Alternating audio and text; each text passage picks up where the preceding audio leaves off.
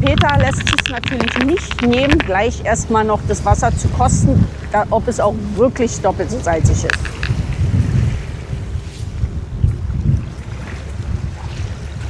Ich habe gerade mal die Füße reingesteckt. Also das ist kalt. Also weitaus kälter als gestern. Ich meine, es ist nicht so, dass es eiskalt ist, aber mit dem Wind zusammen. Heute ist unser letzter Tag in Manguinea und nachdem die letzten beiden Tage kein Delfin groß in Sichtweite war, haben wir heute das letzte Mal die Chance, welche zu sehen.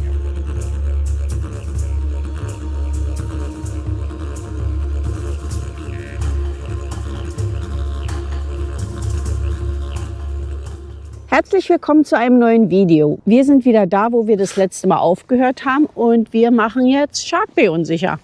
Und sammeln ein paar Fliegen. Sammeln ein paar Fliegen? Ja, die sind heute wieder schlimm. Ja, in Shark Bay, ja, und da haben wir 5, 6, 7, 8 Sachen auf unserer Liste. Wir haben ein bisschen mehr Zeit verbringen. Ja. Wenigstens haben wir jetzt mal wieder Sonne. Ja, und der erste Stopp wird dann Shell Beach sein. Schauen wir mal, wie es da aussieht. Ja. Okay. Let's go. Jesus.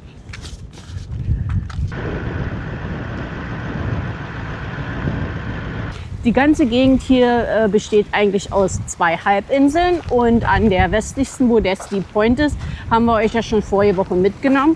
Und jetzt befinden wir uns auf dem Festland zugewandten Seite und die Halbinsel heißt actually Peron Halbinsel nach dem französischen Zoologen. Und obwohl Australien ja eigentlich eine britische Kolonie ist, haben die Franzosen, wahrscheinlich wollten sie noch ein bisschen von den Kuchen abhaben, einige Expeditionen losgeschickt und Peron war halt ein Zoologe, der mit auf dieser Expedition war. Wir befinden uns jetzt hier direkt am Shell Beach und die geologische Besonderheit ist hier, dass das Salzwasser doppelt so salzig ist wie eigentlich im Ozean. Im Endeffekt ist es so, dass am Eingang / Ausgang von der Bucht eine Sandbank ist und auf der Sandbank da wachsen Algen und da Wassergras. Und das gibt so eine natürliche Barriere. Das heißt, das Wasser kommt rein. Mit der Flut? Mit der Flut. Aber durch die Barriere wird es zurückgehalten. Das heißt, das Wasser geht mehr oder weniger nicht mehr raus. Und dadurch, dass die Sonne dann das Wasser verdunstet und nur Wasser wieder reinkommt, ist durch die Verdunstung irgendwann der Salzgehalt dann wesentlich höher als im Meer draußen. Und da es hier auch so gut wie nie regnet, in der Ecke, wird es auch dadurch nicht verdünnt. In diesem extrem salzhaltigen Wasser gedeihen nicht viele Pflanzen und viele Tiere. Aber diese Muscheln, die können das und die vermehren sich rasend schnell und werden noch bloß 1 Jahr alt. Und wenn die sterben, werden die leeren Muschelschalen an den Strand gespült. Und deswegen türmen die sich hier auf. Und wir hatten jetzt noch gelesen, dass der Sand jetzt hier fast, kann man ja fast schon im Hintergrund sehen. Wenn wir hier stehen, dann siehst du, wir sind mehr oder weniger auf Kopfhöhe mit dem Rest von dem Strand. Und auf dem Plakat dran drauf, dass der Strand mit den Muscheln, die hier sind, bis zu 9 Meter dick ist. Ab 9 Meter ist, was haben sie gesagt, ist praktisch das Gewicht und von den Muscheln so groß, dass das darunter dann schon zu so einem Muschelsandstein wird. Wenn du die so hoch nimmst, das ist wirklich, da ist kein bisschen Sand mit drin. Das sind alles nur Muschelschalen. Also es ist beeindruckend, was die Natur schon so macht. Ist wirklich beeindruckend. Und es sieht, also wenn du mal ohne Sonnenbrille guckst, das wie im Schnee gucken. Da tun dir sofort die Augen weh. Okay, dann mache ich es nicht. Ja, es blendet halt, weil klar, die Muscheln, die sind schneeweiß. Ja. Okay, Also, wir machen noch einen kleinen Spaziergang, noch ein bisschen weiterlaufen und dann langsam wieder zurück und dann fahren wir weiter.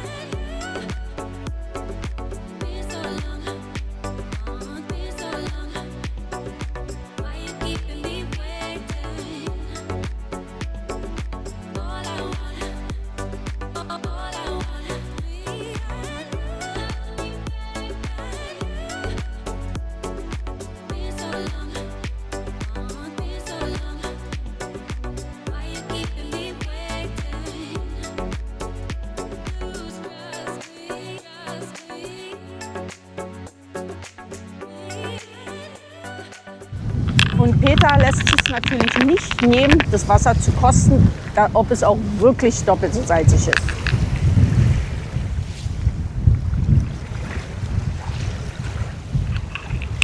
Ja, salzig. Ziemlich. Gefunden und mal gucken, ob ich das euch besser jetzt erklären kann, wo wir jetzt sind. Also, das ist die Karte und hier haben wir Steep Point. Und wenn ihr denkt, ah ja, hier ist ja noch weiter westlich, aber das ist eine Insel und deswegen ist das der westlichste Punkt vom Festland. Und wir sind jetzt im Moment hier und wir gehen jetzt weiter nach oben, werden dann wahrscheinlich irgendwann noch an der Little Lagoon sein. Und hier oben in Monkey Maya werden wir dann übernachten. Hier haben wir den François Perron National Park. Und mal gucken, ob wir da dann noch reingehen. An diesem Homestead habe ich gesehen, gibt es ein Hot Pool, ein Hot Spring oder ein Hot Bath oder irgend sowas in dem Dreh. Schauen wir mal. Und dann haben wir hier noch die Big Lagoon. Schauen wir mal, ob wir die auch noch besuchen. Wissen wir noch nicht so richtig. Ja, das sind unsere Pläne. Das ist die Perron Halbinsel hier. Und mal schauen, was wir noch so alles machen denn. Pläne haben wir. Wie weit wir so durchführen, wissen wir noch nicht.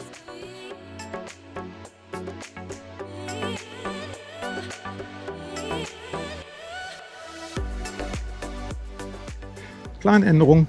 Diese Planänderung. Na, wir haben was Neues gefunden. Ja. Da mussten wir mal spontan anhalten. Genau. Wir sind jetzt an der Westseite von der Halbinsel und wir gehen jetzt zum Eagle Bluff? Oder wie Eagle Bluff Boardwalk, ja. Okay, gut. Ja, und schauen wir mal, was wir da alles zu sehen können. Ja. Zufällig dran vorbeigefahren. Mal gucken, ob es was ist. Schauen wir mal. Eagle Bluff. Oh, da gibt es ein Eagle Island sogar. Okay, schauen wir mal.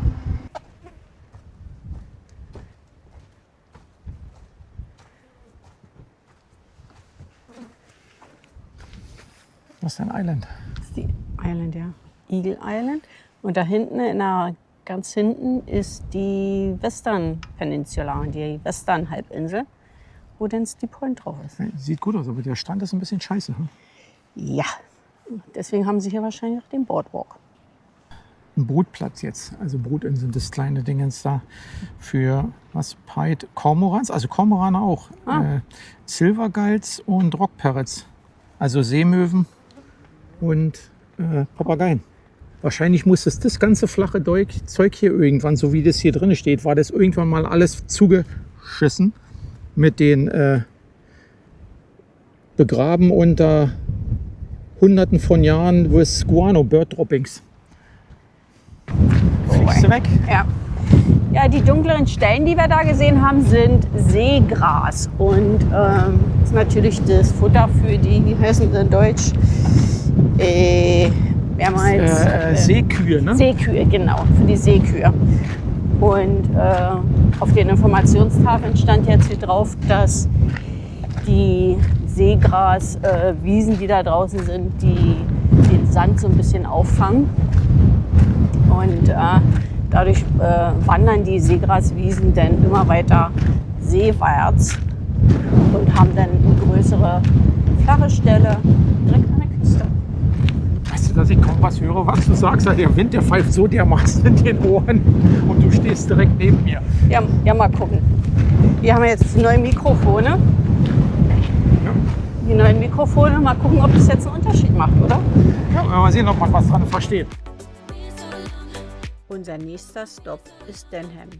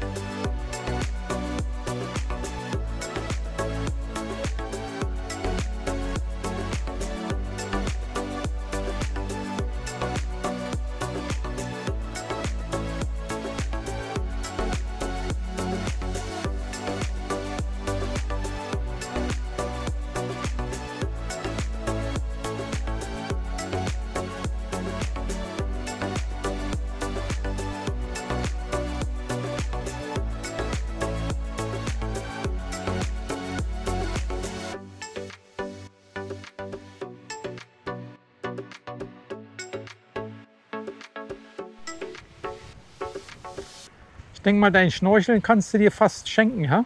Wieso?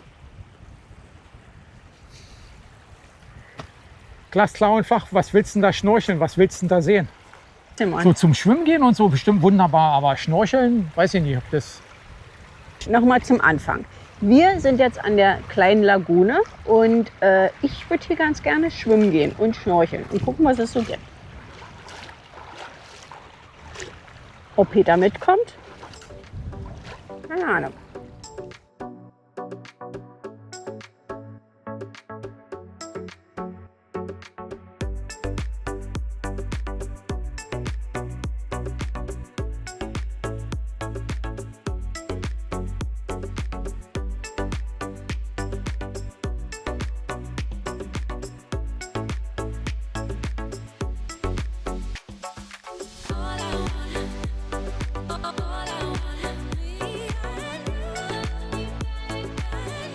Und dann erreichen wir Monkey Mia. Hier werden wir die nächsten 3 Nächte bleiben. Als erstes werden wir erstmal von Emus überrannt. Eigentlich sollte man die hier nicht füttern, aber irgendwie haben die sich ein Stück was Fressbares geklaut oder ihnen wurde es zugeworfen und die streiten sich jetzt erstmal mit ein paar Seemöwen über das Futter dort, wo wir parken wollen.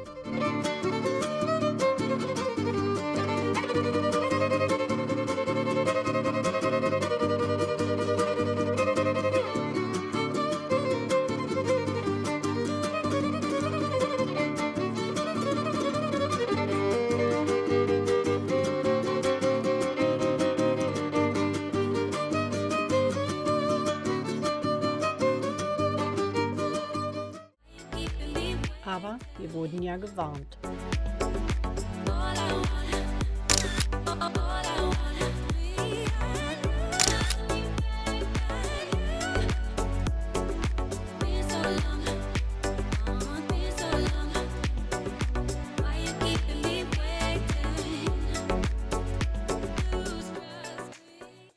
Einen wunderschönen guten Morgen. Wir haben unsere erste Nacht in Monkey Mia verbracht und gestern hatten wir noch einen kleinen Wermutstropfen zu schlucken.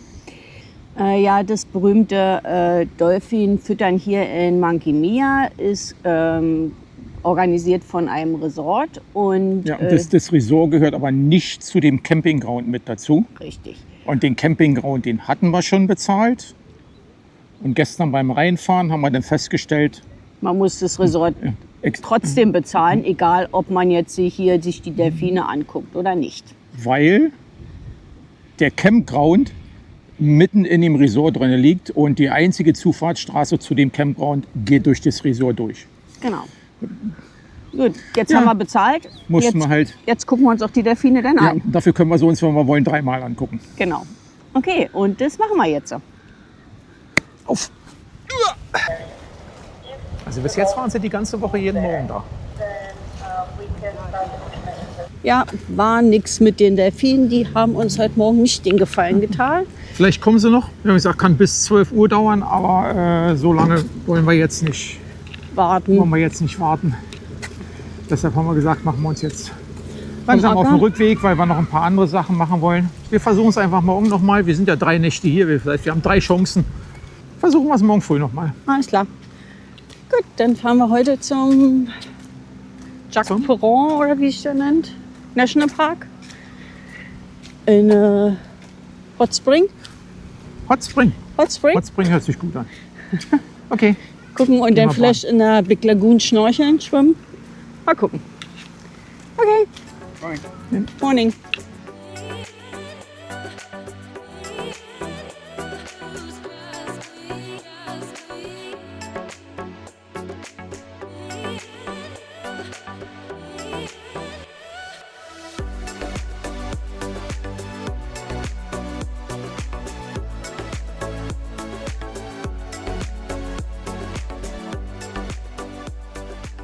Wir sind jetzt an der Big Lagoon angekommen. Das ist nicht so schön. Ich weiß.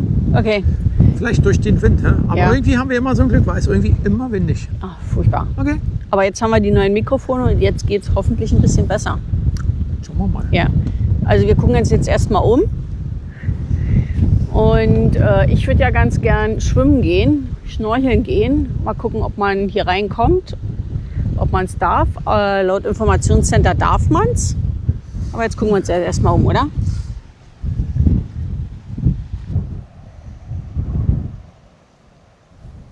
Ich habe gerade mal die Füße reingesteckt. Also das ist kalt. Also weitaus kälter als gestern. Aber es ist nicht so, dass es eiskalt ist, aber mit dem Wind zusammen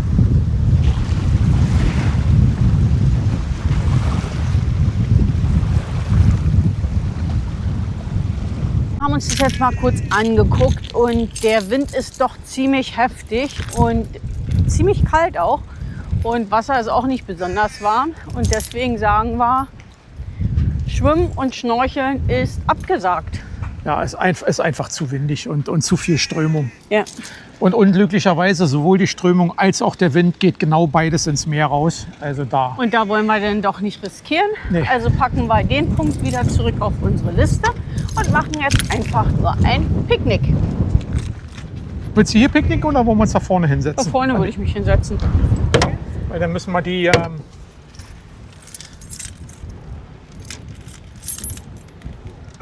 Trinken mitnehmen einmal. Nach der großen Lagune fahren wir jetzt zu diesem Homestead hier. Das ist der nächste. Und das ist eine ehemalige Schaffarm. Und die ist jetzt, weiß ich gar nicht, wo die jetzt ausgebaut ist, als Rangerstation oder was, keine Ahnung. Müssen wir gucken. Wir gucken uns da jetzt hier mal, jedenfalls mal um. Und wir gehen dann hier in die Hot Spring rein. Ich meine, da muss man sich mal überlegen, wir haben 27, 28 Grad und du sagst, es ist zu kalt, um im Meer zu schwimmen. Und jetzt gehen wir in eine heiße Quelle. Schon irgendwie Ironie des Schicksals. Anyway, wir schauen uns jetzt hier erstmal um.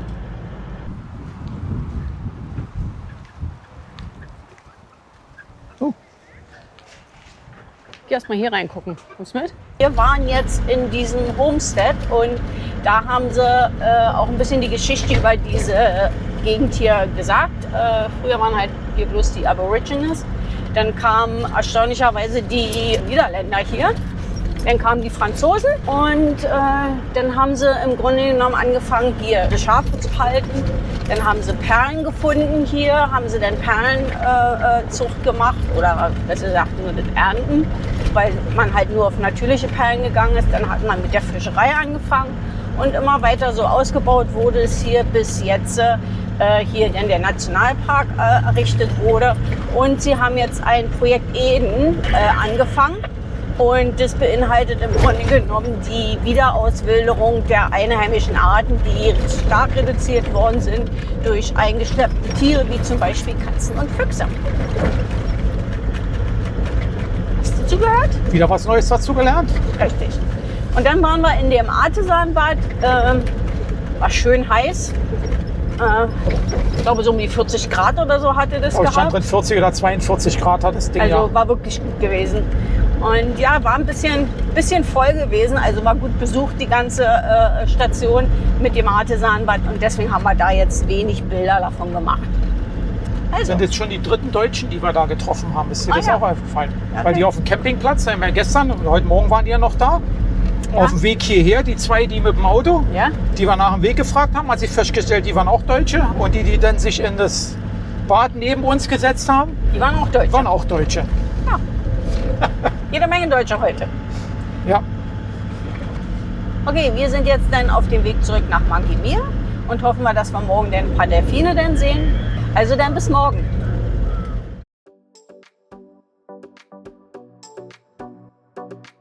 Auch am nächsten Tag waren wetterbedingt keine Delfine zu sehen. Als sich am Abend denn der Wind gelegt hatte, haben wir einen kleinen Spaziergang zu einer Düne gemacht.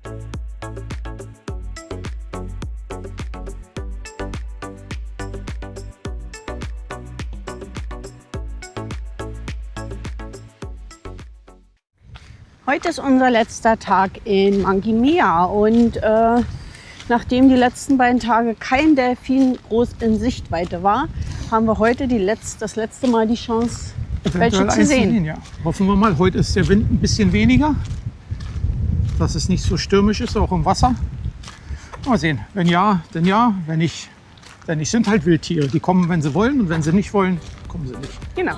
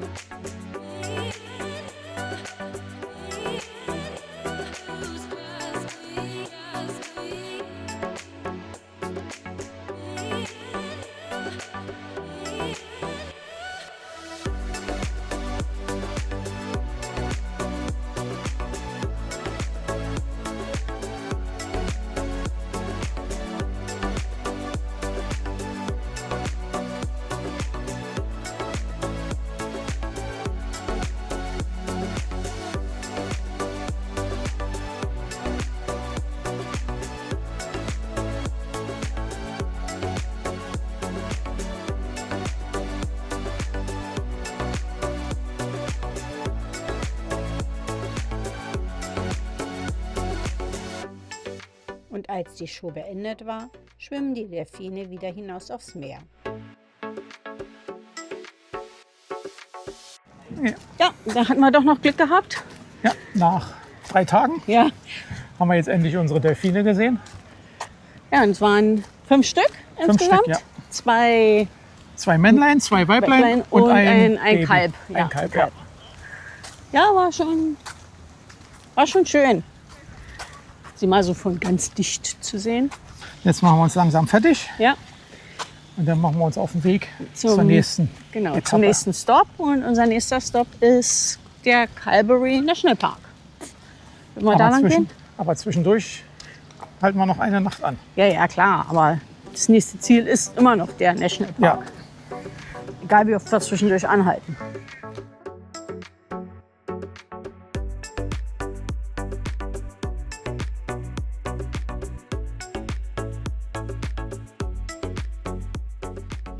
Also das war jetzt das zweite Mal, dass wir auf diesen Royal Automobilclub Campground gestanden haben. Und ich fand ihn eigentlich recht gut.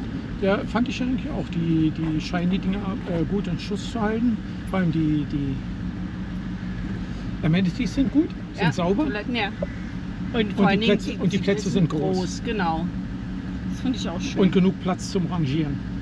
Ja. Nicht bloß 3 Meter breit, sondern richtig Platz zum Rangieren.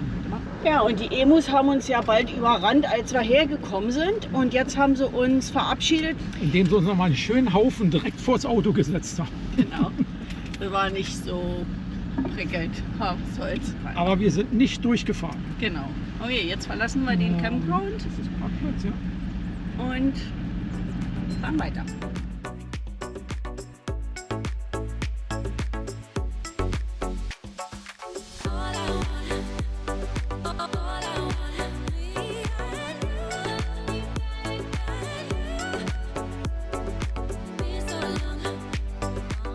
Also wir sind jetzt an unserem nächsten Übernachtungspunkt angekommen. Schön am Fluss. Bisschen frisch mit dem Wind, aber wir bleiben hier auch bloß eine Nacht. Bloß zum Übernachten. Und Morgen geht's. morgen früh geht es dann weiter. Und das kommt dann im Video von nächste Woche dran. Wir bedanken Also- uns fürs Zuschauen. Und dann, ja, bis nächste Woche. Tschüss. Bye.